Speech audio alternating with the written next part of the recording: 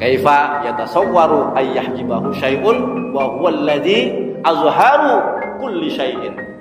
Tuh kata Ibnu Athaillah Asy-Syakandari.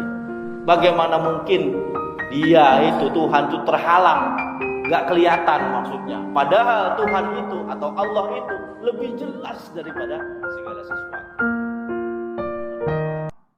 Shiratal mustaqim Shiratal ladzina an'amta 'alaihim ghairil maghdubi 'alaihim waladdallin. Amin. Bismillahirrahmanirrahim. Suratul Mulk. Surah Al-Mulk. Artinya maknanya kerajaan. Kalau Malik itu raja, Al-Mulk kerajaan. Mulki kerajaan juga sama. Mulki, muluk, nah sama. Mulki Sulaiman kerajaannya Sulaiman gitu. Bukan Raja Sulaiman, tapi kalau Malikus Sulaiman Raja Sulaiman. Tapi kalau Mulki Sulaiman kerajaannya gitu. Makkiyatun salasuna ayat. Diturunkan di Mekah 30 ayat. Bismillahirrahmanirrahim. Tabarakalladzi biyadihil mulku wa huwa ala kulli syai'in qadir. Tabaraka di sini maknanya Maha Suci Allah. Ya. Bukan kamu diberkahi Allah, bukan, tapi maksudnya di sini tabarakalladzi biyadihil mulku, Maha Suci Allah Subhanahu wa taala yang di tangannya adalah kekuasaan atau kerajaan. Udah ketemu belum? Udah. Nah. Tanazzahu an sifatil muhdatsina. Jadi Maha Suci Allah itu dia. Tanazzahu, nya kembali kepada Allah Subhanahu wa taala dia. An sifat, dari sifat-sifat muhdatsina, sifat-sifat yang dimiliki oleh makhluk-makhluk. Ya, muhdatsina itu makhluk-makhluk artinya. Hadisun diambil kata dari hadisun baru. Ya, sesuatu yang baru itu sesuatu yang diciptakan, artinya makhluk. Ya, Maha Suci Allah dari sifat-sifat yang dinisbatkan kepada makhluknya. Maksudnya begitu. Alladzi biyadihi, yang di tangannya, dalam genggamannya. Jadi ini kalimat tasbih. Tasbih itu penyerupaan. Jangan menganggap Allah itu punya tangan, gitu maksudnya. Dalam ilmu balaghah disebut tasbih. Gitu. Tamsil. Tasbih atau tamsil. Jadi Allah itu enggak punya tangan, tapi biyadihi. Yadun, yadihi kan tangannya, maksudnya kekuasaan. Genggamannya, gitu. Tapi jangan kemudian kita artikan Allah punya genggaman kayak kita. Enggak boleh. Mukhalafatu lil hawadis. Enggak boleh diserupakan dengan makhluknya. Fitasarrufihi, dalam pengaruhnya. Yadihi itu maksudnya fitasarrufihi, dalam pengaruhnya. Al-mulku, ya ini kerajaan. As-sultanu wal qudratu, ya ini kekuasaan. Wal qudratu, kehendak. Jadi Allah punya kekuasaan dan punya kehendak. Wa huwa ala kulli syai'in qadir. Yang di tangannya itulah kekuasaan segala sesuatu. Jadi Allah mutlak mengendalikan alam semesta, langit bumi dan apa-apa yang ada dalam langit bumi. Allah tidak terikat aturan, nggak boleh. Jadi Allah itu bebas melakukan segala sesuatu apa yang Dia kehendakinya. Makanya disebut ala kulli syai'in qadir, bebas karena Dia punya kuasa. Nggak boleh diikat dengan peraturan logika manusia. Karena logika kita dengan Allah belum tentu sama. Terkadang logika kita mengatakan begini, Allah beda. Karena Allah zat yang ala kulli syai'in qadir, yang punya kuasa penuh mutlak, kekuasaan segala sesuatu. Alladzi khalaqal mauta, yang menciptakan mati, kematian, fid dunya, di dalam dunia, wal hayata, dan kehidupan, fil akhirah au huma, di dalam akhirat atau keduanya. Jadi dunia dan akhirat. Ya, Allah itu yang maha menghidupi, mematikan. Khalaqal mauta wal hayata. Fid dunya Fan-nutfatu ta'ridu lahal hayatu. Ya. Jadi kuasaan Allah yang menjadikan yang maha menghidupi dan mematikan itu baik di dunia maupun di akhirat, ya. Fan-nutfatu ta'ridu laha, seperti suatu contoh kejadian manusia. Kejadian manusia itu berasal dari mana? Nutfah, fan-nutfatu.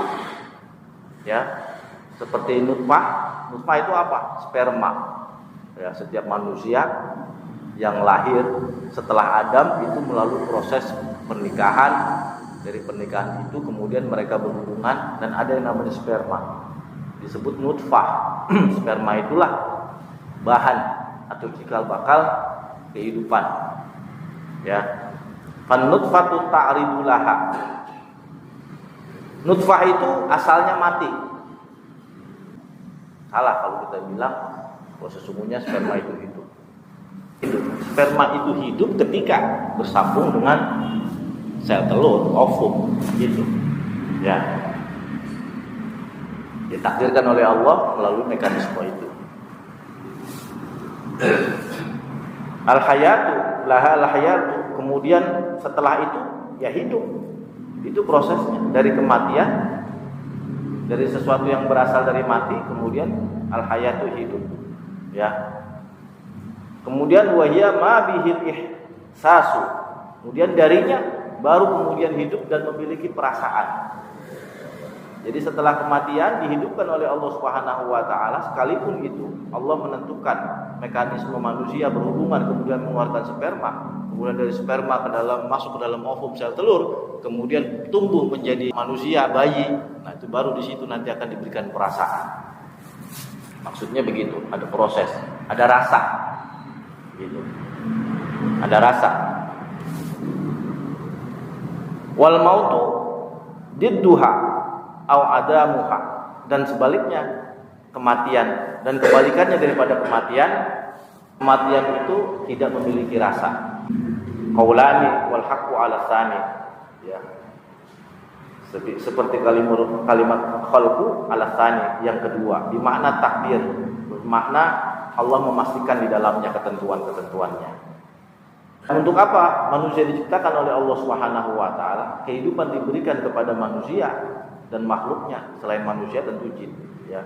Dia beruwakum supaya Allah Subhanahu wa taala menguji liyabluwakum ayyukum ahsanu amala. Siapa di antara kamu yang paling baik amalnya? Inna hadainahu sabila imma syakira wa imma kafura. Sesungguhnya aku menciptakan manusia, inna hadainahu sabila imma syakira wa imma kafura. Dan setelah itu aku memberikan jalan, membentangkan jalan imma syakira wa imma kafura. Siapakah atau manusia itu memilih jalan yang syukur atau memilih jalan yang kufur? Diberikan dua jalan itu. Bagi manusia yang memilih jalan kufur tentu bernasib sial, berada di neraka. Bagi manusia yang memilih jalan syukur, artinya menyembah kepada Allah Subhanahu wa taala, taat kepada Allah dan ketentuannya, maka tentunya dia dimasukkan ke dalam surga. Inna hadainahu sabila, Allah memberikan jalan kepada manusia itu imma syakira wa imma kafura. Silahkan pilih mau menempuh jalan syukur atau menempuh jalan kufur. Maksudnya begitu. Itu dalam surat Al-Insan. Terkait dengan ayat ini, ayyukum ahsanu amala. Siapa di antara kalian yang paling bagus amalnya, perlakuannya, ketaatannya? Ya, atwa'a lillahi, ketaatan itu kepada Allah Subhanahu wa taala. Wa huwal aziz, dan dia yang maha perkasa. Ya. Nah, sebelumnya kita cerita dulu. Jadi surah Al-Mulk ini merupakan surah yang di mata Allah Subhanahu wa taala spesial. Kalau kata Rasulullah SAW, suratun fil Qur'ani salasina ayat, syafaat li sahibiha. Surah yang terdiri 30 ayat, ya. Syafaat li sahibiha, yang akan memberikan syafaat kepada siapa yang sering membaca dan menghafalnya. Diberikan syafaat. Syafaat itu yang pertama tentu dari Allah, ya, melalui Al-Quran, Rasul itu pasti. Rasulullah SAW punya syafaat di yaumil qiyamah. Quran juga punya syafaat. Surah-surah Al-Quran itu punya syafaat. Yang terakhir syafaat itu adalah orang-orang soleh, para aulia, para orang-orang soleh, para alim ulama yang ditentukan oleh Allah Subhanahu Wa Taala. Nah, termasuk surah Al-Muluk diberikan prerogatif oleh Allah Subhanahu Wa Taala untuk menolong umat Nabi besar Muhammad SAW yang sering membacanya, mendawamkan membacanya dan menghafalnya. Inilah khasiatnya surat Al-Muluk, ya. Hatta ghufiralahu, kata Rasulullah, sampai dia itu diampuni. Yang tadinya dijatahnya disiksa di dalam kubur, karena memang ada kisahnya. Kisah itu termaktub dalam tafsir Ibnu Katsir bahwa suatu ketika, ini kita cerita dulu sebagaimana yang sudah kita kisahkan kemarin. Suatu ketika orang zalim meninggal karena dia zalim, begitu dapat jatah mau disiksa di dalam kuburnya, maka surah Al-Muluk itu keluar menjelma menjadi seorang makhluk. La tu'adzib hadhihi nafs. Malaikat, jangan kau ajab orang ini. Li'annani fi qalbi. Sebab saya ada di dalam hatinya. Tuh, hebatnya Al-Muluk. Lu jangan macam-macam malaikat, jangan lu sentuh nih mayat, jangan lu siksa nih mayat, karena saya ada dalam hatinya. Kalau ente mau menyiksa dia, cabut dulu saya. Begitu, ini serius. Cabut dulu saya, baru kau boleh menyiksa. Ya, jiwa ini, orang ini. Dan malaikat gak berani, karena apa? Itu tadi, yang berhak menyabut surah itu hanya Allah Subhanahu Wa Taala. Tapi ini mayat jatahnya disiksa, nggak bisa, cabut dulu saya. Itu surat Al-Muluk menjelma menjadi makhluk. Cabut dulu saya, nggak bisa. Tuh, makanya Rasulullah benar, syafaat lahu hatta ghufira lahu, kata Rasulullah, akan memberikan syafaat kepada pembaca dan penghafalnya sampai dia diampuni. Lalu kemudian malaikat bingung mau memutuskan disiksa, sehingga surah Al-Muluk dan beberapa malaikat penyiksa kubur itu naik ke atas langit, laporan kepada Allah Subhanahu Wa Taala. Ya Robbi, ini bagaimana?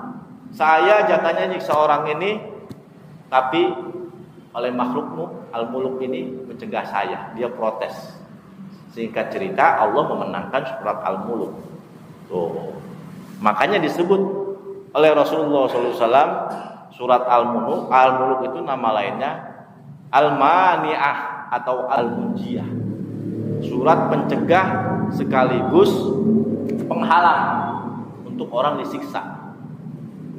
Dahsyatnya surah Al-Muluk. Ibu Puan dihafalin Ibu Puan. Habib Puan kelihatan suka baca Quran, tapi sayangnya belum hafal. Kelihatan. Hah? Lah kelihatan, jidatnya aja kelihatan, cuman belum hafal surat Al-Muluk. Harus apa? Karena yang memberikan syafaat nanti adalah salah satu di antaranya adalah Al-Quran.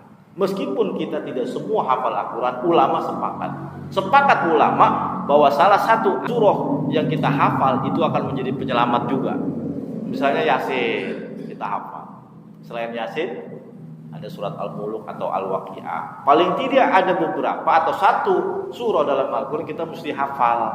Begitu maksudnya Habib Qad. Ya, harus hafal. Karena Al-Quran itu akan memberikan syafaat kepada kita. Terutama surat Al-Muluk, syafaatnya bukan cuma di yaumil akhir, tapi di kuburan. Kalau sudah memberikan syafaat di kuburan, otomatis memberikan syafaat juga di yaumil akhir. Itu pentingnya surah Al-Muluk. Ya. Surah fil Quran khosomat an sahibiha, kata Rasulullah. Khosomat itu pencegah. Ya, dalam hadis At-Tabrani. Kalau dalam hadis riwayat Ahmad tadi, syafaat li sahibiha itu dalam hadis riwayat Imam Ahmad. Jadi nggak perlu ragu-ragu lagi, hafalin. Ya sambil berlalu hari kita hafalin, sebelum tidur kita hafalin. Gitu. Kenapa kalian itu menjadi kafir? Kenapa kalian itu tidak mau bersujud kepada Allah Subhanahu Wa Taala? Sementara aku yang memberikan kehidupan dan aku yang memberikan kematian, aku yang menjadikan hidup dan aku juga yang memberikan kematian. Lalu kenapa kalian pada kafir? Kan begitu. Kaifa takfuruna billahi wa kuntum amwata. Bagaimana mungkin kamu semua itu kafir kepadaku, billahi kepada Allah, wa kuntum amwata. Ya. Fa ahyakum summa yumitukum summa ilaihi turja'un. Kita dari enggak ada diadakan, kemudian ditiadakan, kemudian diadakan kembali. Tuh coba kayak apa? Bagaimana mungkin kamu tuh enggak percaya, kamu tuh kufur kepada saya? Kita ada di dunia emang punya niat. Kasarnya kan begitu ya. Kita punya niat kagak, tahu-tahu ada. Iya. Lah tahu-tahu emang kita punya niat. Aku pengen ada di dunia. Lah kita tahu-tahu ada. Siapa yang mengadakan? Allah Subhanahu wa taala melalui mekanisme yang sudah ditentukan oleh Allah. Sunnatullah namanya. Sunnatullahnya siapa? Itu tadi terjadi proses hubungan antara laki-laki dan perempuan, dan proses selanjutnya itu tadi bertemunya sel telur dan sperma. Allah sudah menetapkan itu. Am khuliqu min ghairi syai'in am humul khaliqun. Apa kamu menyangka bahwa kamu bisa mengadakan dirimu sendiri, menciptakan dirimu sendiri? Ayo dah begitu. Ayo dong, logikamu berbicara. Ayo dong, kan begitu. Sama, kita ini tahu-tahu ada, ya tahu-tahu ya besok mati. Dan tahu-tahu kita dibangkitkan. Kita nggak punya jadwal. Kapan kita mati, ya nggak? Punya nggak jadwal kita? Kapan kita hidup, nggak punya jadwal. Kapan kita mati, nggak punya jadwal. Bisa jadi kita prediksi 5 tahun lagi, kemudian kita meninggal. Tahu-tahu besok kita sudah meninggal, mati. Ya kan? Karena memang umur dan ketentuan mati hidup hanya milik Allah Subhanahu wa taala. Dan kita tidak pernah menyangka, tidak pernah menduga kapan kita akan dibangkitkan oleh Allah Subhanahu wa taala. Yabluwakum ayyukum ahsanu amala. Supaya kalian itu ya berbuat baik. Siapa di antara kalian yang paling bagus amalnya?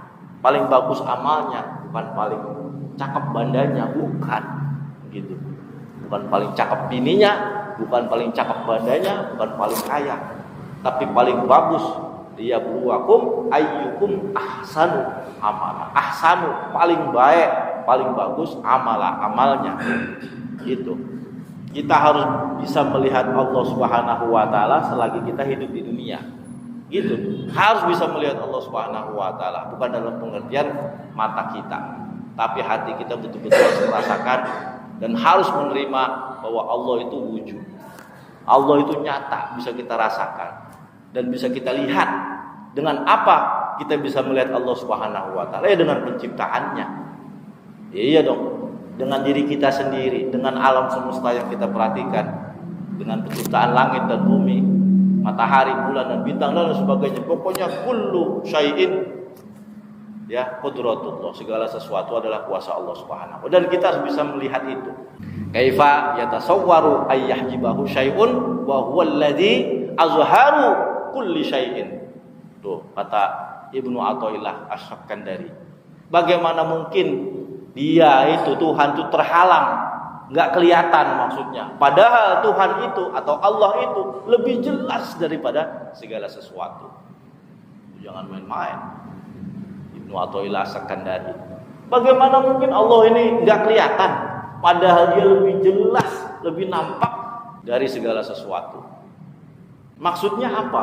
Itu tadi betapa bodohnya kita tidak bisa melihat, menghadirkan Tuhan dalam hati kita, sementara kita hidup aja karena Allah, karena Tuhan. Kita bisa makan aja karena Allah, karena Tuhan. Kita bisa nginjak di bumi ini berkat rahmatnya Allah Subhanahu wa taala. Kita bisa mengarungi hidup ini juga tidak lepas dari rahmat Allah Subhanahu wa taala. Kita bisa melihat pohon, binatang, hewan, laut, sungai. Ya, itu tadi. Siapa kalau bukan Allah Subhanahu wa taala yang menjadikan itu? Kita melihat semut zahirnya, tapi hakikatnya kita melihat Allah Subhanahu wa taala. Itu hakikatnya. Itu al-hikam bagiannya tuh. Keren emang al-hikam. Itu. Kalau pengen jadi orang pintar yang ngajinya al-hikam. Tapi belum, ntar itu panjang lebar nanti Insyaallah kalau kita izinkan al-hikam. Jadi mustahil Allah Subhanahu wa taala itu tidak bisa dilihat.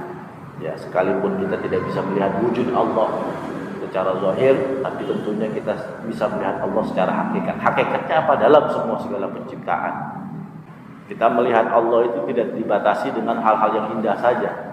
Allah menciptakan orang buruk, orang ganteng, orang jelek, orang cantik. Gitu. Kemudian tidak adilnya pikiran kita ketika kita melihat sesuatu yang mengenakan kita, yang cantik. Subhanallah, kita puji. Ya kan? Tapi begitu melihat sesuatu yang buruk, kita biasa aja ini amit. Nah, kan begitu. Nah, itu salah, bertentangan dengan tauhid. Yang buruk itu juga ciptaan Allah Subhanahu wa taala. Gitu. Semua. Jadi kita nggak boleh sebelah pihak. Kita bertemu orang ganteng, ya muji, bertemu orang jelek, mohon maaf, buruk rupa dan sebagainya, cacat, dia memuji Allah Subhanahu wa taala. Jadi adil. Karena hakikatnya itu tadi, kita melihat Allah Subhanahu wa taala. Maksudnya begitu. Ya. Karena Allah ala kulli syai'in qadir. Kita hidup ini disuruh beribadah kepada Allah Subhanahu wa taala. Beribadah itu juga menyaksikan bagaimana tanda-tanda kekuasaan Allah Subhanahu wa taala. Anallaha ala kulli syai'in qadir. Itu ibadah. Ibadah bukan sebatas pergerakan fisik zahir. Pergerakan batin, kita berpikir, melihat orang memuji Allah. Itu kan ibadah-ibadah batin. Melihat semut, ya, kita memuji Allah Subhanahu wa taala. Lihat laron kayak kita memuji Allah Subhanahu wa taala. Itu amal ibadah juga sama, kita sedang beribadah hakikatnya kepada Allah Subhanahu wa taala. Jadi jangan kita persempit ibadah itu hanya ruang geraknya fisik. Kan kadang begitu. Ya. Innallaha la yastahi ay yadriba masalan ma ba'udatan fama fawqaha, dalam surat Al-Baqarah. Sungguh Allah Subhanahu wa taala enggak malu, enggak gengsi. Ya. Ay yadriba masalan ma ba'udah, untuk menciptakan, membuat perumpamaan meskipun itu seekor nyamuk. Iya, nyamuk. Kita suruh berpikir, kita suruh lihat. Gitu. Nyamuk yang kita musuhin tiap hari, yang kita obat nyamukin, yang kita tepok tiap hari, ya. Itu kita disuruh lihat nyamuk. Itu loh tanda-tanda kekuasaanku kata Allah Subhanahu wa taala. Saya enggak malu buat perumpamaan seekor nyamuk. Meskipun kamu musuhi, bukan berarti kita musuh kita dosa. Paham?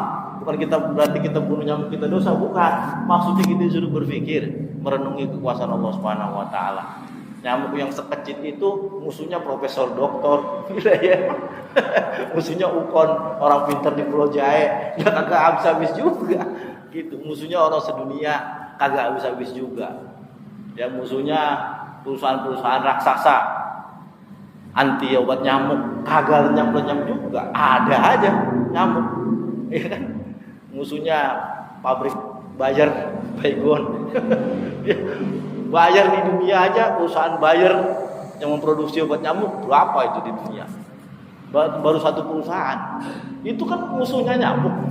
Dia menciptakan obat untuk memusuhi nyamuk. Habis gak nyamuk? Kagak. Baygon, obat nyamuk cap kingkong, autan segala macam. Iya, musuhnya nyamuk banyak. Tapi kagak pernah habis-habis. Karena apa itu tadi? Ayyadriba masalah mabaudoh. Saya nggak malu nyiptain perumpamaan seperti nyamuk tuh. Ayo, gitu. Karena yang mengendalikan hidup dia bukan manusia, Allah. Yang membuat dia bisa beranak, bisa berhubungan badan di antara sesamanya. Kan begitu. Yang punya anak, makhluk sekecil itu ya punya anak, bisa bunting. Nyamuk bisa bunting. Kita nggak bisa pikir kan, buntingnya apa? Hah? Dia pasti punya pasangan, punya lelaki yang menyetubuhinya. Dan lelaki yang nyamuk, yang disebut nyamuk laki itu pasti punya sperma kan? Nggak mungkin nggak punya sperma. Kalau nggak punya sperma, tidak bisa membuahi bibit-bibit nyamuk. Spermanya kayak apa coba? Yang gitu. Sanggup gak kita nyiptain kayak gitu? Ya kan? Bukan berarti kita nggak boleh musuhin nyamuk, bukan. Ini hanya perumpamaan. Kata Allah, ayyadriba masalah. Perumpamaan yang aku buat. Gitu. Kenapa kamu nggak menyembah saya? Gitu. Kenapa Allah membicarakan nyamuk ya itu? Tapi di sisi lain, dengan adanya pabrik nyamuk, ya kan banyak orang-orang yang bisa sekolah, anak-anak yang bisa pesantren, ngaji gara-gara bapaknya kerja di pabrik nyamuk. Coba kayak apa? Kayak apa hukum kausalitasnya itu? Ya kan? Gara-gara pabrik nyamuk, ya kan ada orang bisa bayar kontrakan, bisa ngidupin anak bininya. Gara-gara siapa? Gara-gara nyamuk, bukan gara-gara dia. Gara-gara Allah menjadikan nyamuk. Ada hafizul Quran, ada ahli tafsir yang orang tuanya kerjanya di pabrik nyamuk. Coba kayak apa Allah Subhanahu wa taala? Kalau bukan karena sempitnya kita mikir, karena keruwetan hidup kita nggak akan pernah menyentuh hakikat. Nah, kita belajar menyentuh hakikat begitu. Fama fauqaha. Ya. Allah tidak berhenti di situ. Atau kata Allah, yang lebih besar dari itu atau yang lebih kecil dari itu. Masalah ma ba'udatan fama fauqaha. Atau di atasnya itu. Ayo, kata Allah. Atau di bawahnya itu. Di atasnya nyamuk apa? Laler. Lebih gedean lagi. Ayo. Lu bisa enggak bikin patung nyamuk seukuran nyamuk? Ayo. Profesor mana yang bisa? Bawa sini. Bikin patung nyamuk segede nyamuk. Ya gak? Ya orang-orang mah bisa bikin nyamuk ukuran setengah meter, itu mah gampang. Ayo dah, nggak usah nyamuk. Bikin patung laler segede laler di atasnya. Fama fauqaha kata Allah. Sanggup nggak? Bagaimana mungkin kamu tidak menyembah saya, tidak mengakui saya sebagai Tuhanmu, Tuhan alam semesta ini, sementara aku yang menciptakan nyamuk dan nyamuk dibahas. Ya kan kalau kita pikir Quran kurang kerjaan, nyamuk pakai dibahas, ya kan? Binatang sejelek itu kita musuhin, tapi kenapa Allah Subhanahu wa taala membahas nyamuk? Sama, kenapa Allah Subhanahu wa taala membahas rumput dalam surat Al-A'la? Ya kan? Sama. Kalau kita pikir tanpa hakikat tuh begitu, Al-Quran segala laler dibahas, Al-Quran segala rumput dibahas, ya kan? Gitu. Sabbihi isma rabbikal a'la allazi khalaqa fasawwa wallazi qaddara fahada wallazi akhrajal mar'a. Tuh. Wallazi akhrajal mar'a. Dan Allah menjadikan rumput makanan kambing, makanan sapi. Ya. Faja'alahu usahan ahwa. Dan kemudian Allah setelah menghijaukan, menghidupkan rumput, lalu mematikan rumput itu dalam keadaan kering. Dan kita kan, ya iyalah segala ginian pakai dibahas. Ada rumput dibahas sama kayak lalat. Tapi ingat, Allah hanya ingin menunjukkan ini kuasa Allah, kuasaku. Betapa banyak binatang-binatang itu, binatang ternak dan lain sebagainya bergantung kepada rumput. Ya kan? Tanpa rumput mustahil. Sapi sekalipun peliharaan yang rapi, tertutup di rumah, kan ada tuh kandang sapi yang di-maintain dengan baik. Biarpun makannya ampas tahu, segala macam racikan-racikan, tetap aja butuh rumput. Nggak mungkin setiap hari dia harus makan itu tanpa suplai alaminya, yakni rumput. Dan betapa banyak ternak-ternak liar bergantung kepada rumput. Gitu. Dan rumput sekarang mahal bener. Sekarang 25.000. 25.000 sekarang. Ayo coba 30.000 sekarang malah naik. 30.000 kalau kita buat makan kambing. Tinggal kali satu hari kita beli rumput 30.000 kali 30 hari. Berapa? 600.000-an sebulan kali setahun.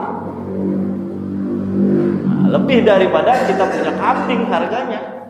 Tuh. Karena apa? Karena Allah menjadikan rumput. Siapa yang menciptakan rumput itu? Siapa yang menjadikan husaan ahwa? Rumput-rumput itu hidup dan kering, Allah Subhanahu wa taala. Rumput pakai dibahas. Gitu. Itu karena kerennya kita punya Quran. Gitu, sama. Nah itu tadi kita diciptakan oleh Allah Subhanahu wa taala, ayyukum ahsanu amala, supaya kamu menjadi bagus dengan amalmu. Allah nggak butuh kita, nggak butuh ya sesembahan kita, tapi kita membutuhkan sesembahan Allah, supaya dengan sesembahan yang kita lakukan kepada Allah Subhanahu wa taala, Allah mempersiapkan tempat-tempat yang a'la, tempat yang tinggi di surga, yaitu Jannatun Na'im. Kayak mainan aja Allah itu. Kalau bahasa kita nih kayak mainan, nggak penting Allah menjadikan manusia. Gitu. Sama ketika kita ya elah mainan kita anggap. Tapi konsekuen. Ya kalau lu berbuat baik, beramal, berbakti kepada Allah Subhanahu wa taala, taat kepada Allah Subhanahu wa taala, dia akan saya siapkan tempat yang a'la, yang tinggi, jadi surga. Begitu. Gitu. Kita nyembah Allah, nggak nyembah Allah, Allah nggak bakalan turun derajat. Iya. Nggak bakalan Allah turun derajat kalau kita nggak menyembah Dia. Apa kemudian nilai-nilai ketuhanannya hilang kalau kita tidak menyembah? Enggak. Yang butuh kita ini mainan. Ayo. Tapi mainan juga ada tempatnya yang gue siapin. Lahun walaib, dunia ini hanya senda gurau dan permainan. Tapi itulah Allah Al-Hakim yang punya keputusan. Bagi orang-orang yang bertakwa, orang-orang yang abror, yang berlomba-lomba dalam kebaikan, disiapkan tempat-tempat yang maha tinggi, yakni Jannatun Na'im. Begitu maksudnya. Jadi kita, kalau kita pengen menyentuh yang hakikat, itu tadi, jangan melupakan hal-hal yang dibicarakan oleh Allah Subhanahu wa taala, sekalipun itu sepele. Sekalipun itu sepele, itu tadi. Allah menyebut rumput dalam Al-Qur'an sepele. Allah menyebut nyamuk sepele. Tapi karena sepele kita anggap itu sepele, kita nggak bisa menyentuh hakikat. Gitu.